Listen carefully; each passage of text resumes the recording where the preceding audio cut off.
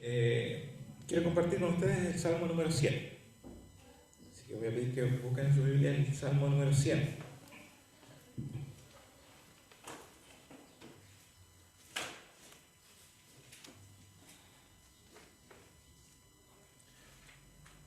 Yo lo voy a leer mientras ustedes me siguen. Voy a esperar que todos lo encuentren, ¿sí?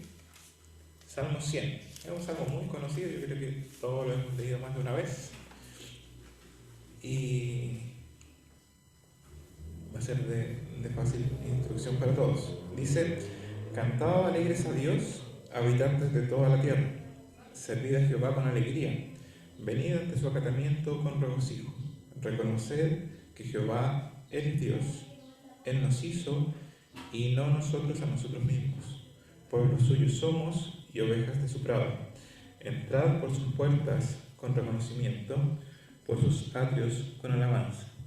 Alabadle, bendecid su nombre, porque Jehová es bueno, para siempre es su misericordia y su verdad por todas las generaciones. Amén.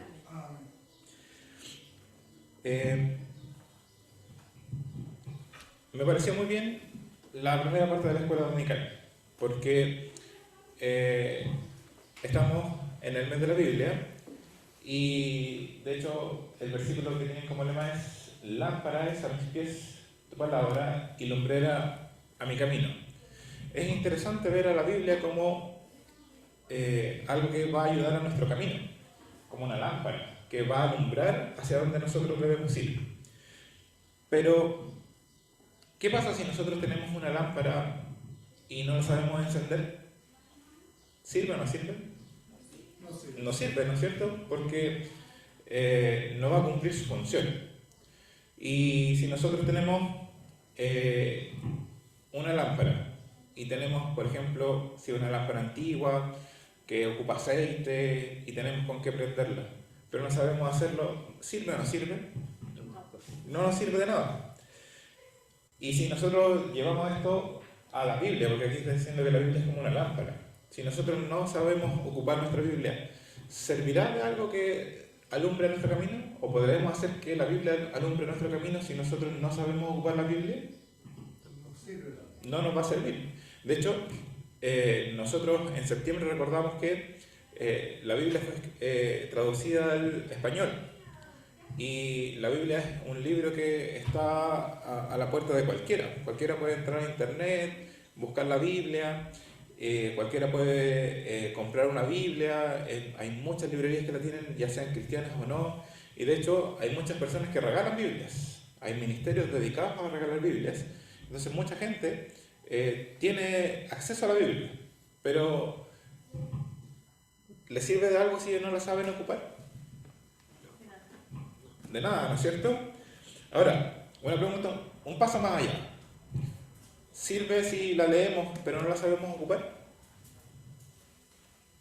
Es como, tomamos la lámpara, pero todavía sigue apagada. Sigue sin servir, ¿no es cierto? Andamos con la lámpara en la mano, tratando de alumbrarnos, pero solo con la lectura no basta.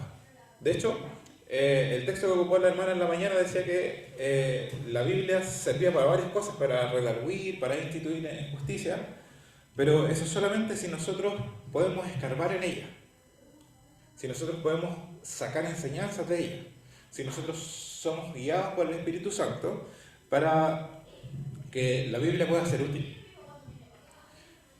Ahora, esto es importante porque si yo solamente tengo enseñanza el día domingo porque está el profesor en la clase, o el predicador en la tarde, o en el tema con la sociedad femenina, con la sociedad de jóvenes, con la sociedad de caballeros, va a ser muy poca la utilidad que yo voy a poder tener de la Biblia. Entonces, lo ideal es que cada hermano en su casa pueda hacer el trabajo de buscar entender la Biblia. Así es que mi idea para el día de hoy es ofrecer una forma de estudiar la Biblia.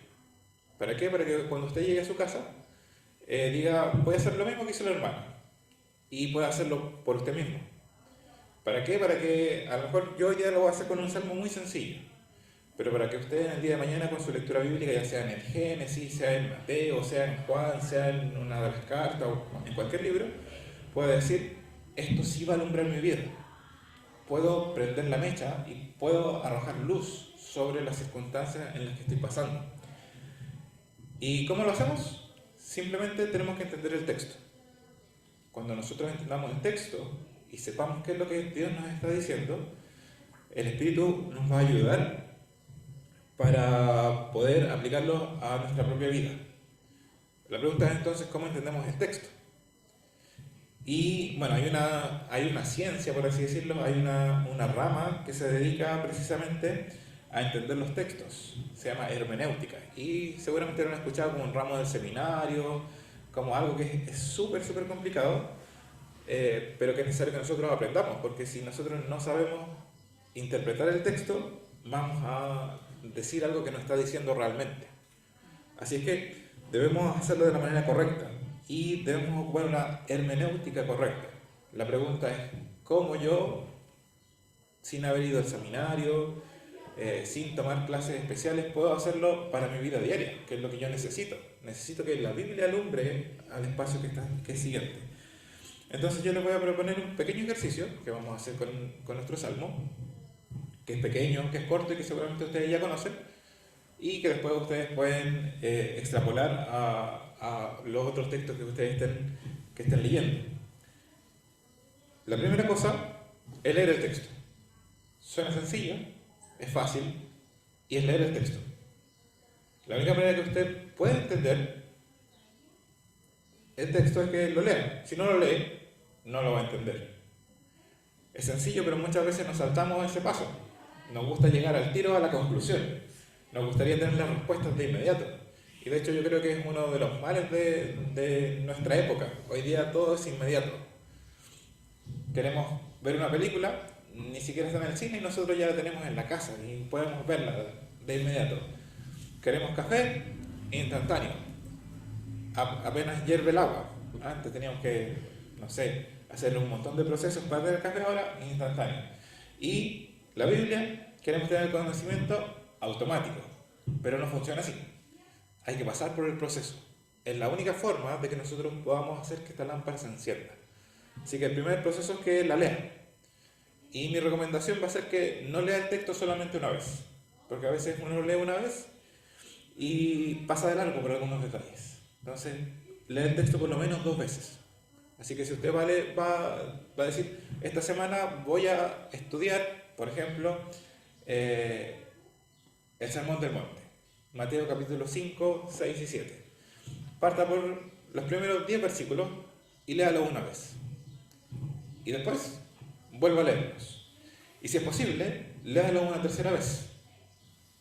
Luego de eso, nosotros ya leímos nuestro texto una vez. ¿Ya? Pregúntese si hay palabras que no conoce. Voy a leer el texto y usted, mientras yo leo, pregúntese si hay palabras que usted no conoce.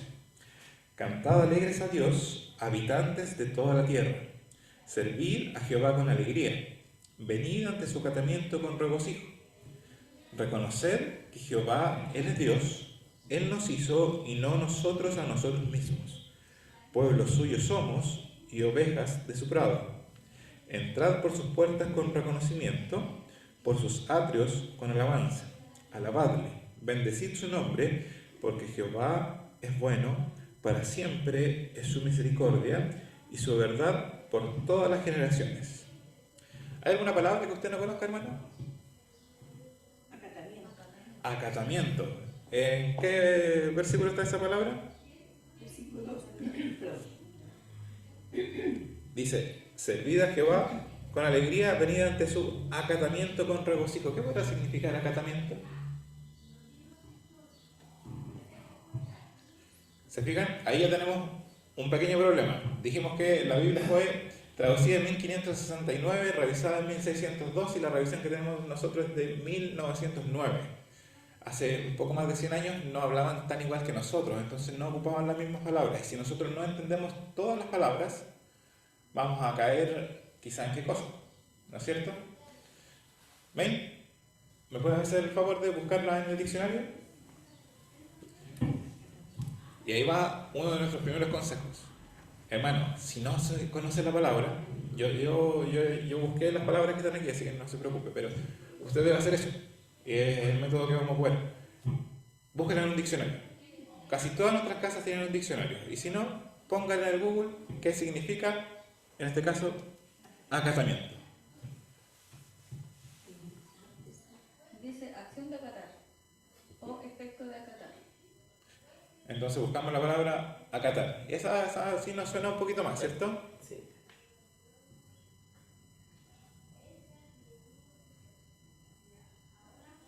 Aceptar y cumplir una orden o una ley.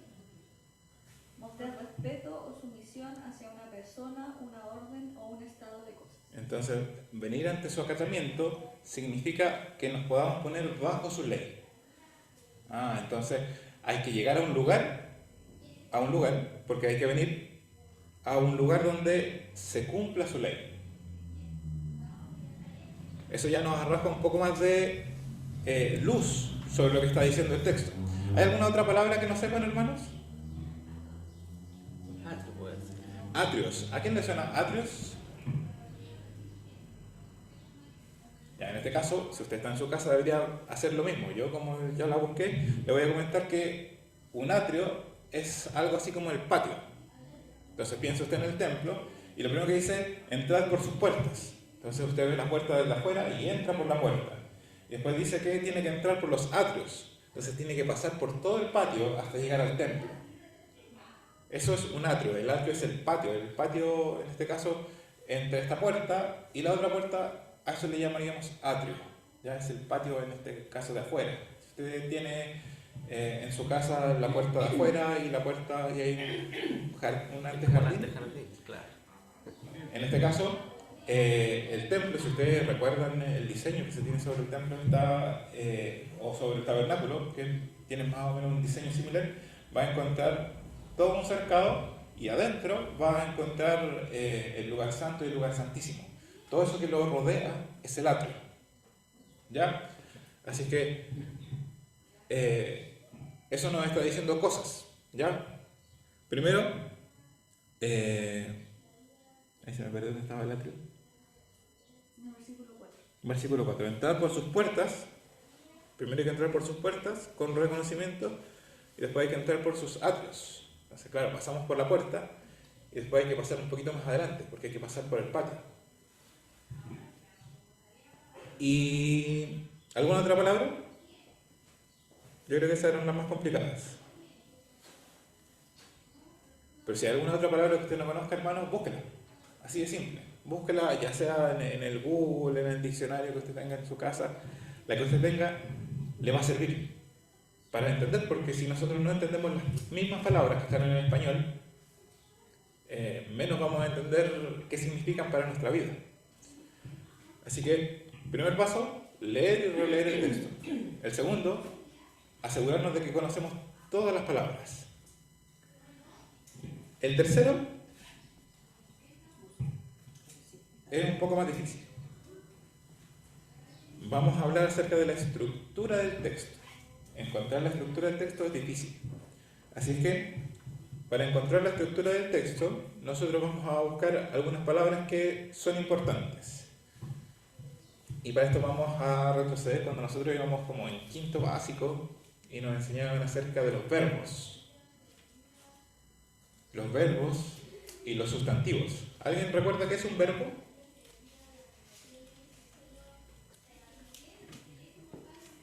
¿Alguna manera que se acuerde qué es un verbo?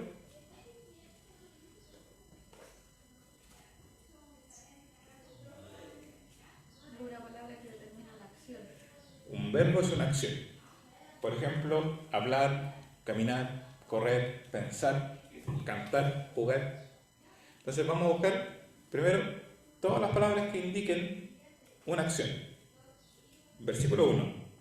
Cantad alegres a Dios, habitantes de toda la tierra. Y el 2. Servid a Jehová con alegría, venid ante su acatamiento con regocijo. ¿Cuántos verbos contaron?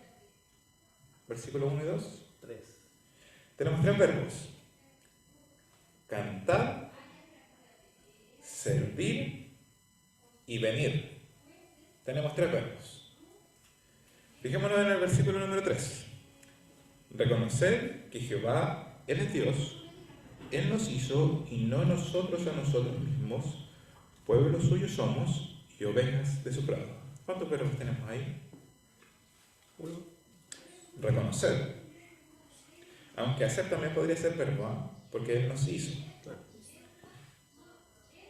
Pero vamos a quedarnos con reconocer, el verbo principal de ese texto.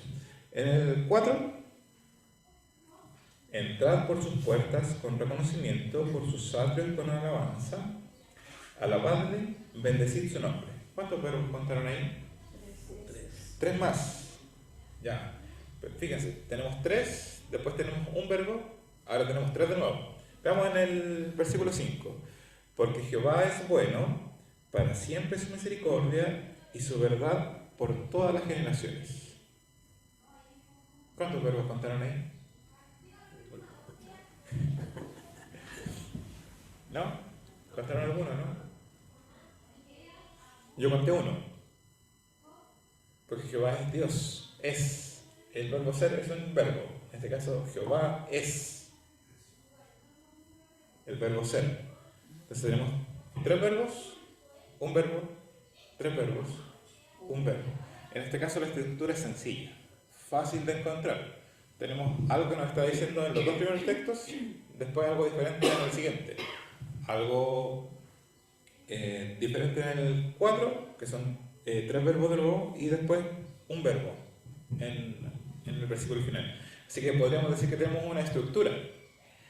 Lo más probable es que algo esté pasando en estos versículos que tienen 3 verbos en comparación con los otros. Ahora, esto no siempre se da. A veces las estructuras son diferentes. ¿Ya? Porque, por ejemplo, si usted escribe una carta, tiene un formato diferente a si usted está escribiendo solamente algo que pasó. Si usted quiere contar, no sé, cómo pasó el 18 y lo quiere escribir, va a ser diferente si está escribiendo una carta para un amigo. Y eso va a ser diferente si usted está escribiendo un poema o si está escribiendo una canción. Entonces, esta estructura que yo le estoy mostrando aquí va a ser diferente para cada tipo de texto. ¿Ya? Seguramente si usted lee el día de mañana, como dijimos, el Sermón del Monte, va a encontrar una estructura diferente. De hecho, en el Sermón del Monte parte diciendo bienaventurados los que, después bienaventurados los que, y ahí la estructura es súper clara. Pero en este caso tenemos una estructura que corresponde a lo que es el texto. ¿En qué libro estamos leyendo? El libro de los Salmos. Así es que la estructura va a estar condicionada a qué tipo de texto estamos leyendo. En la Biblia tenemos textos históricos o narrativos, textos como este que es un texto poético, o textos que son una predicación. Entonces va a depender la estructura va a depender del tipo de texto del que nosotros estemos hablando. ¿Ya? Así que, ¿qué textos serán más fáciles? Los textos que son más fáciles generalmente son los narrativos. ¿Ya? Porque nosotros podemos ver una introducción, ver un desarrollo y finalmente un desenlace. Los textos que son un poquito más difíciles son los que son poéticos, porque es un poco difícil encontrar su estructura. Y finalmente los textos que son los más difíciles son los textos proféticos o apocalípticos. ¿Ya? Así que si usted quiere estudiar, mi recomendación es que parta por los textos que son más fáciles. ¿Ya? Parta por los evangelios, que son relatos. Después vaya con textos que son un poco más difíciles, como son estos que son poéticos, y que cuando ya está bien avanzado, solamente cuando esté bien avanzado, vaya con aquellos textos que son más difíciles, que son los textos proféticos. ¿Ya? Textos proféticos como Daniel, el Apocalipsis, Isaías, que muchas veces nos complican un poco al leer. Así que si en algún momento usted dice, pero hermano, yo estaba leyendo Jeremías y me fue muy difícil encontrar el formato que tenía el texto, yo le preguntaría, hermano, ¿pero lo hizo con los evangelios que son más fáciles? Porque si lo puede hacer con los más fáciles, ahí lo va a poder hacer con los más difíciles. Pero si no pudo con los que son más fáciles, no va a poder con los que son más difíciles. ¿Ya? Va a necesitar ayuda. Entonces ahí usted se acerca al pastor, pastor, necesito su ayuda. No entiendo esta parte de la Biblia, ayúdame con cómo, cómo podemos entenderlo. ¿Ya? No tengan miedo de pedir ayuda. Pero como estamos solos en casa, el ejercicio que estamos tratando de hacer, debemos tratar de hacerlo por nosotros mismos. ¿Ya? Así que, ¿cómo encontramos la estructura? Va a depender de qué tipo de texto estamos leyendo. En este caso, un texto poético. Y ustedes saben que en este caso el libro de los Salmos es un texto que está hecho para ser cantado. De hecho, seguramente el Salmo 100 es uno de los salmos más cantados, ya sea cuando se escribió hasta nuestros días. Ahora, sabemos un poquito de la estructura. Vamos a preguntarnos qué quiere decir cada tipo de estructura. Y en este caso, Emanuel, me levantó la mano. No, es que quedé con una duda. La estructura la encontramos buscando una acción. Sí, es una de las formas, buscando las acciones. ¿Ya? Pero también puede ser, y muy buena pregunta, hermano, porque no todos los textos tienen las mismas estructuras. ¿Ya? Puede ser, si es un texto narrativo, que tengamos que buscar una introducción, un desarrollo y un desenlace. Por ejemplo, piensen en alguna historia. ¿Recuerda cuando Abraham tenía que sacrificar a Isaac? El Señor le pidió eso. Ahí creo que los 3 primeros versículos en donde nos relata el contexto y Dios le dice a Abraham, quiero que sacrifiques a tu hijo, sería nuestra introducción. Después todos los versículos hasta llegar hasta antes de que apareciera el carnerito van a ser nuestro desarrollo. Y al final vamos a tener nuestra conclusión, cuando ya en vez de ser sacrificado Isaac, es sacrificado este corderito, este carnerito. Y podemos ahí ver diferentes partes, en la parte del viaje, la parte de las preguntas y finalmente la parte del no sacrificio. O sea, ahí vemos una estructura clara. ¿Por qué es fácil? Porque es como una historia. O sea, debemos buscar, en este caso, nosotros lo sacamos por los verbos, pero hay que buscar una estructura dependiendo del tipo de texto. En este caso nosotros tenemos un texto poético y nuestra estructura la encontramos de una manera poética. Y eso es lo que iba a explicar ahora. ¿Ya? En el caso de que sea una historia, las más sencillas vamos a tener esta de introducción, desarrollo y una conclusión. Y en estas que son un poquito más complejas, vamos a tener esta estructura de versos. ¿Ya? En este caso, los salmos funcionan con repeticiones sinónimas o antónimas o complementarias. Sinónimo, antónimo, complementario. Sinónimo, lo mismo. Una frase que dice lo mismo que la anterior. Una frase que antónimo, una frase que dice lo contrario de la anterior. Y complementaria es que una complementa a la otra. En nuestro caso, la estructura es sencilla. ¿Por qué? Porque fíjense en el versículo 1 y 2, dijimos que tenían 3 verbos. ¿Alguien sabe en qué conjugación están los verbos? Esa es difícil, esa pregunta es difícil. Pero nos enseñan en el colegio las conjugaciones. ¿Se acuerdan del modo indicativo, de los tiempos pasados, que son pretérito perfecto, imperfecto, el presente, el futuro? ¿Qué conjugación tendrá nuestro verbo? Presente. Cantar. Cantar. Está en presente, pero tiene un tipo de conjugación especial, porque nosotros la asociamos a un mandato. Ese es nuestro verbo. Porque yo no estoy diciendo solamente canten, que sería el presente indicativo, sino este es un presente que nosotros conocemos como imperativo, que manda. Cantar. Cantar, y fíjense que servir y venir Son 3 acciones que mandan. Y fíjense que entrar, alabarle y bendecir también son 3 acciones que mandan. Por eso es fácil encontrar la estructura aquí. Así que vamos a decir que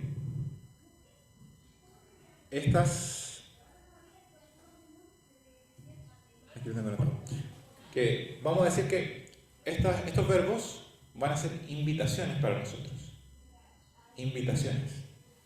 Invitaciones a cantar, a servir, a venir, a entrar, a alabar y a bendecir.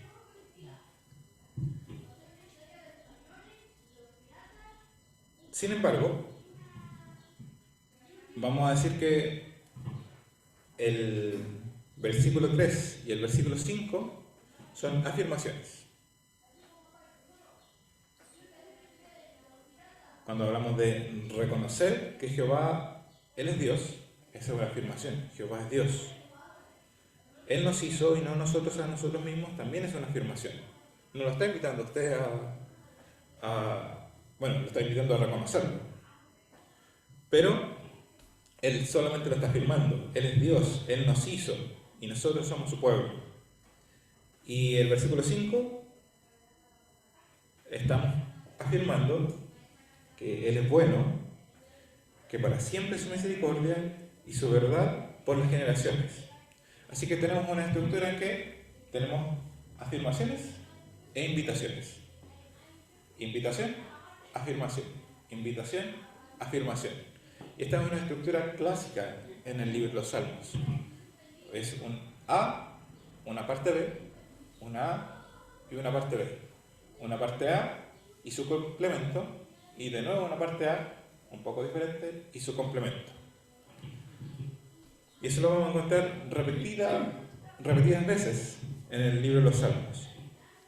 Así que ahora y recién ahora, vamos a intentar entender qué significarían entonces estas invitaciones, o esta parte A nuestra vida. Dijimos que cantar era un mandamiento, o en este caso una invitación. Cantad alegres a Dios, habitantes de toda la tierra. En primer lugar, está haciendo una invitación general, no solamente en este caso al pueblo judío, que es de donde se formó este salmo, sino que a todas las personas del mundo a que canten de una manera especial a Dios, alegres. ¿Significa esto que nunca podremos estar tristes? No significa eso. Sin embargo, significa que una buena forma de cantar a Dios es hacerlo con alegría. Y lo deben hacer todos los habitantes de la tierra.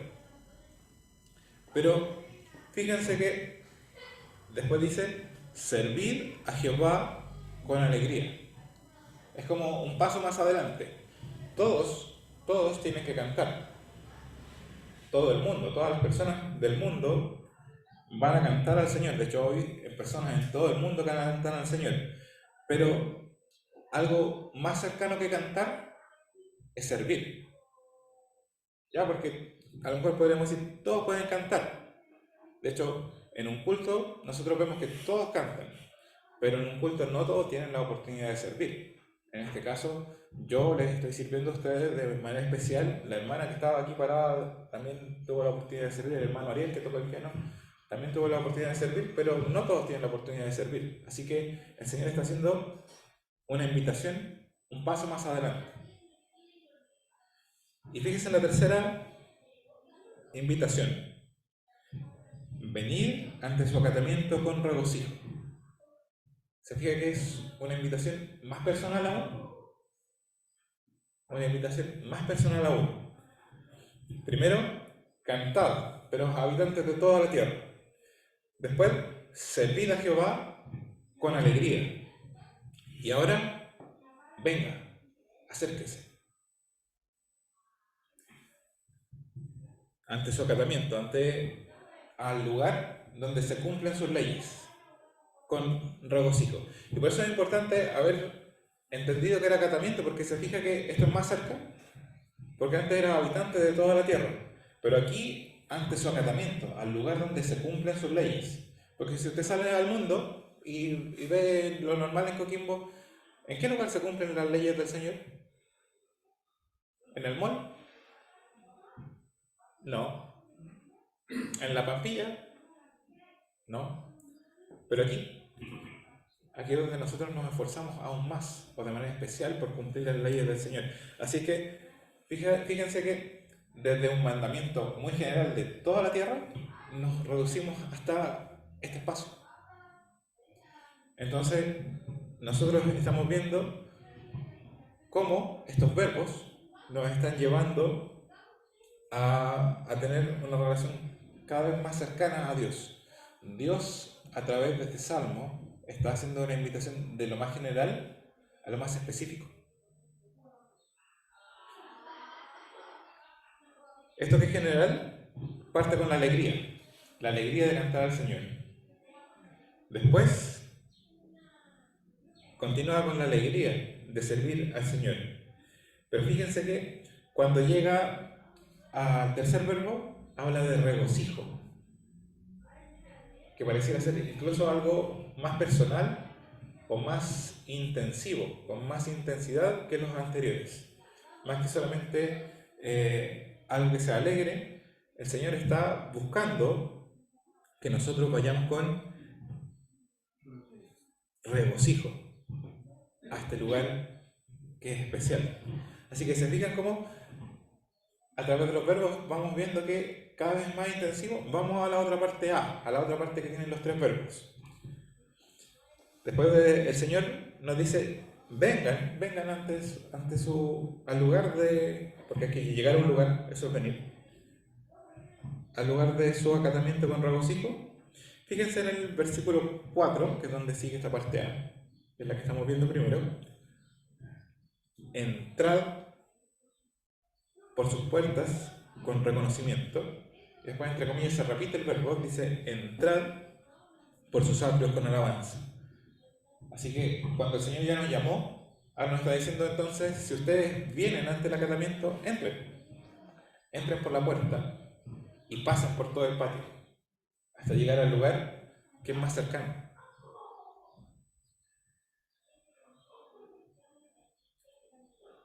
Y después nos dice para qué, para lavar. Así que este lavar sería algo un poquito más profundo que lo anterior. Es más profundo que pasar por la puerta, más profundo que pasear por el patio, es que nosotros podamos alabarlo. Y finalmente, es más profundo que nosotros podamos bendecir su nombre. ¿Por qué? Porque el nombre es algo que es especial, ¿ya? Porque cuando usted pasea por la calle no conoce el nombre de todas las personas, pero cuando usted conoce a una persona sí sabe cómo se llama. Y que nosotros conozcamos el nombre del Señor hace que esto sea más profundo cada vez. Entonces, desde un llamado general a toda la tierra, el Señor nos está diciendo, avancen y avancen hasta que ustedes vean, conozcan y bendigan mi nombre. Así que esto de ser un llamado general pasó a ser algo personal. Y veamos la otra parte antes de que se nos acabe el tiempo. El 3 y el 5, que es la parte B. Reconocer que Jehová, Él es Dios. Él nos hizo y no nosotros a nosotros mismos. Pueblo suyo somos y ovejas de su prado. Aquí dijimos que era la parte de las afirmaciones.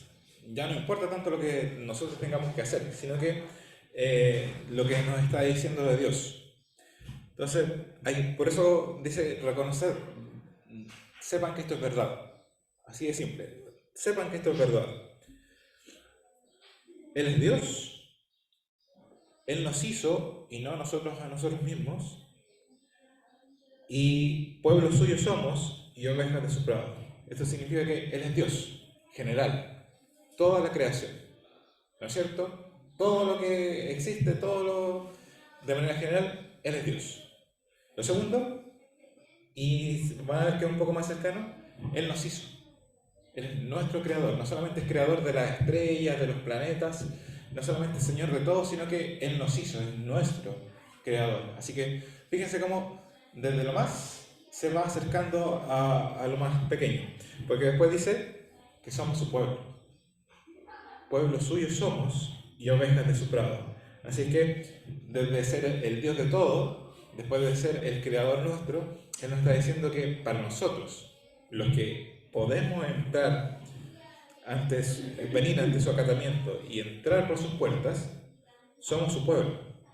Y Él es nuestro pastor. Somos su pertenencia y Él es algo especial para nosotros, porque nosotros somos sus ovejas, que estamos en su prado. Él es nuestro pastor. Y el versículo 5 nos dice: reconocer que Jehová es bueno. ¿Ya? Tomándonos desde el versículo 3. Reconocer que Él es bueno, para siempre su misericordia y su verdad por todas las generaciones. Fíjense en estas tres cosas que hay que reconocer. Dijimos que Él antes era creador, era Señor de todo, era Dios, era creador y por último era nuestro dueño. Pero aquí hay que reconocer cosas diferentes. Que Él es bueno, que Él es misericordioso y que Él es verdadero. Si se fijan, estos tres son pilares fundamentales para la salvación. Nosotros no seríamos salvos sin su misericordia. Nosotros no seríamos salvos sin su bondad y no seríamos salvos sin su verdad. Así es que desde decirnos que Él es Dios de todo a decirnos que Él nos salvó. Porque cuando ustedes piensan en verdad, ¿a qué se referirá la Biblia con verdad? Aquí ustedes tienen que viajar al Nuevo Testamento donde el Señor nos dice quién es la verdad. ¿Se acuerdan de alguien que declaró ser la verdad? Y Jesús le dice: yo soy el camino, la verdad y la vida. Así que cuando está diciendo y su verdad es por todas las generaciones, nos estamos refiriendo a Cristo. Y cuando Él está diciendo que Él es bueno, nos está diciendo ¿por qué Él es bueno?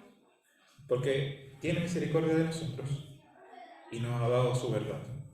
Así es que fíjense cómo este salmo ha avanzado desde que nosotros pensamos que es un canto general para toda la tierra a algo tan particular como nuestra salvación. Afirmarnos que Él es bueno porque es misericordioso con nosotros y nos da a Cristo. Así es que aquí vendría lo último. ¿Cómo aplicamos esto a nuestra vida? ¿Cómo aplicamos esto a nuestra vida? Que sería el último paso que usted tendría que hacer en su casa. Escudriñando la Escritura.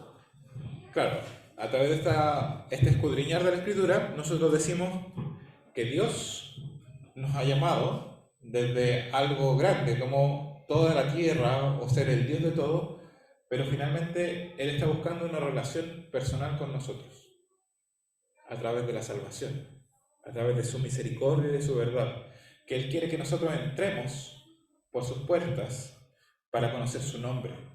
Entonces, el Señor no solamente quiere que nosotros le conozcamos como Dios, sino que nosotros conozcamos su nombre. No solamente quiere que reconozcamos que Él es Señor de todo y que Él hizo todo, sino que Él quiere que conozcamos su verdad y su misericordia de manera personal. Así que nuestra aplicación podría ser que este salmo no es solamente algo universal, sino que es algo personal, y que el Señor no solamente quiere un reconocimiento general, sino que el Señor finalmente quiere tener una relación personal con nosotros. Que el Señor quiere que nosotros le conozcamos de cerca, que nosotros conozcamos cómo es Él. Y como dice el hermano, eso solamente lo vamos a hacer escudriñando cada vez más en su palabra, leyendo todos los días y buscando entender la palabra, y para que esto sea personal, que nosotros ejerzamos las acciones de poder conocer a otro, como entrar por sus puertas, pasear por el patio y llegar a conocer profundamente el nombre del Señor. Espero que estos pequeños pasos para poder entender un poco mejor la Biblia sean útiles para nosotros, que puedan reconocer los tipos de textos y que finalmente puedan entender lo que dice el texto, aunque sea de una manera sencilla como lo hemos hecho en esta mañana, y puedan llegar al final a aplicaciones reales a la vida personal. ¿Alguna pregunta? Al final ahí, al aplicarlo, es como aplicarlo a mi vida, a cada uno. Sí, finalmente yo ahora hice una aplicación general, en donde yo digo, nosotros debemos acercarnos al Señor. Pero cuando usted hace una aplicación a su vida personal, debería preguntarse, ¿y cómo me acerco yo? Porque yo le puedo decir, usted se acerca leyendo su Biblia, pero si usted ya lee su Biblia todos los días, tiene que hacer algo más, tiene que avanzar un paso más. A lo mejor su forma de acercarse, y en la que el Señor le va a hablar, va a ser en que usted tiene que orar más, o que a lo mejor tiene que hacer otra acción, pero eso va a tener que hacerlo usted con su vida, porque yo no conozco ni su vida, ni su trabajo, ni lo que usted pasa a diario. Pero cuando uno hace una aplicación que es personal y propia, que pone la Biblia por obra o alumbra el camino propio con la Biblia, es porque yo conozco mi vida, no, y es así que es la más personal, la que finalmente el predicador lo más probable es que no llegue, ¿ya?